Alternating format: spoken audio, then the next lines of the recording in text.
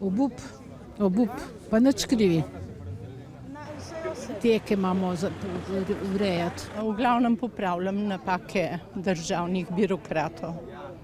Sem že en dan čakala, pa nisem prišla nikamor. Danes gleda, da tudi ne bom.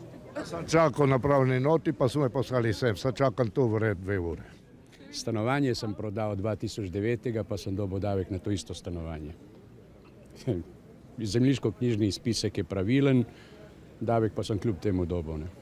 Dobili smo fiktivno številko, hišno številko, ki ne obstaja, in smo dobili 500 evrov davka, torej po 0,50 za objekt, ki ga sploh ni. Petek sem čakal že 1,5 ure in so mi povedali, da mi manjka en dokument, sem mogel danes spet čakati najbrž 2 ure. Ni komunikacija med zemljiško knjigo pa geodetsko upravo. Zato treba tle stati in čakati in se sploh se upisati, kdaj me lahko naročijo. Zaradi njihove nesposobnosti. Jaz se sprašujem, zakaj so delali popise po hišah, ko smo povedali dejanska stanja in so naredili nekaj čisto tretjega.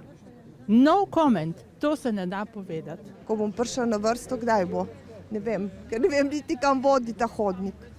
V petek sem bil na upravni enoti Izola od 8:05 do 12. Celotni petek, ko smo klicali na to številko, se nihče ne javi. Zato smo tukaj napisali, nihče se ne javi.